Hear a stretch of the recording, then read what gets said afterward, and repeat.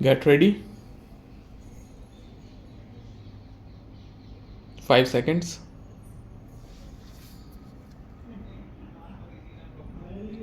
Start.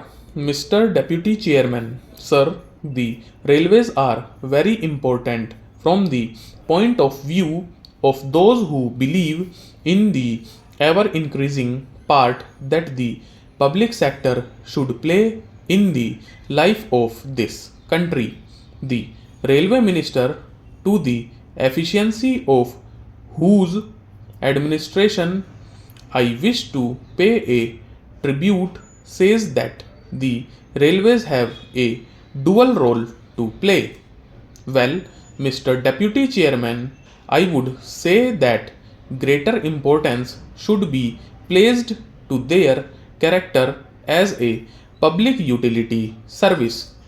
I do not say that no importance should be placed to their commercial utility side, but greater importance should be placed to their public utility service. The railways, therefore, should be model employers in this country. They should set the pattern for employers in this country, and that is the pattern that should be followed by the private sector also. Now, sir, even private companies can run commercial concerns, but it is the belief of socialists that the state alone can run them in a manner consistent with public welfare. Therefore, the supreme criterion by which the railway administration should be judged is the utility so far as the public is concerned. Therefore, I think the railways should be responsive to public needs. They should have the public welfare at heart.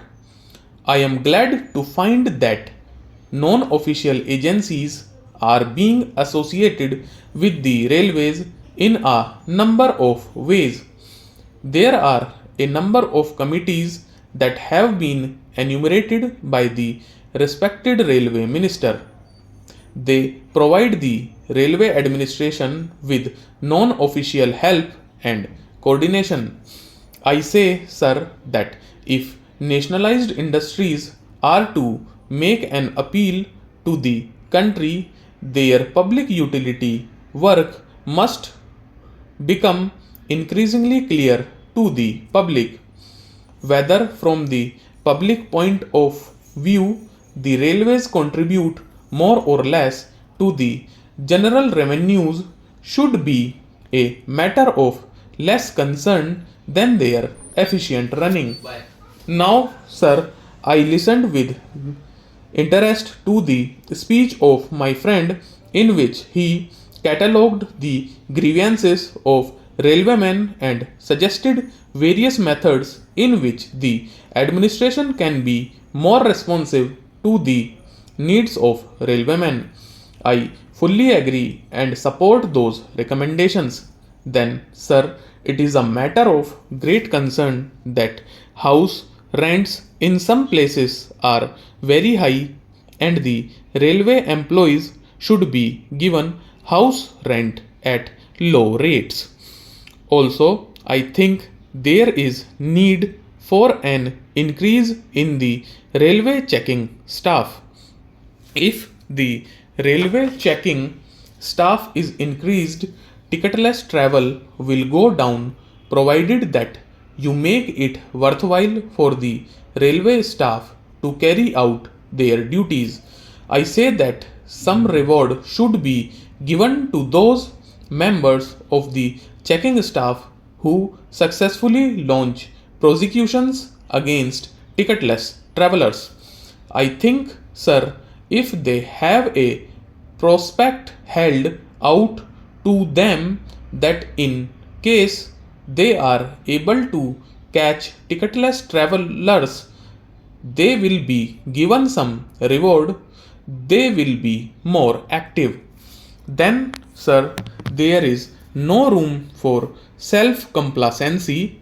So far as our second class traveling facilities are concerned, I gratefully recognize that the railway minister is doing his best, but I think that this can be improved and should be improved. There should be more Janta trains for second class passengers. I find, sir, that there is going to be a provision for more fans for first class passengers. Well, I do not grudge that facility to the first class passengers, but I would like more facilities to be given to our second class passengers because it is they who contribute most to their revenues. It is heartrending to see our overcrowded trains, and we anticipate that there will be an increase in our railway traffic. As a matter of fact, I think that when our women get fully emancipated, they will be traveling much more in our railways than they are doing today. You go and see the Western countries. There you find that the greater number of passengers are represented by women. It is not so in this country. I would say one or two words about catering in our railways. I am not one of those who wish to be very critical for catering. I think the standard of catering is not bad.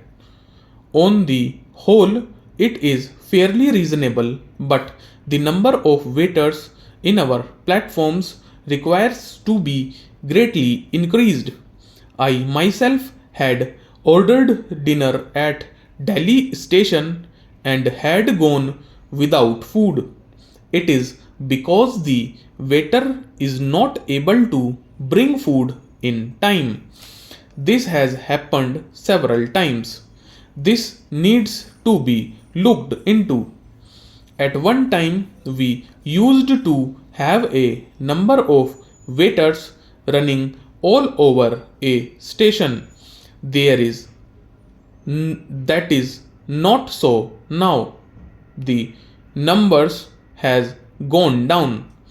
If the air conditioned travelers and the first class passengers find it difficult to get food, much worse must be the case with the second class passengers.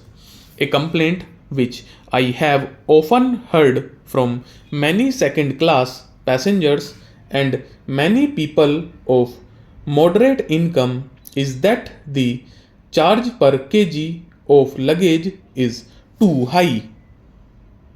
Stop.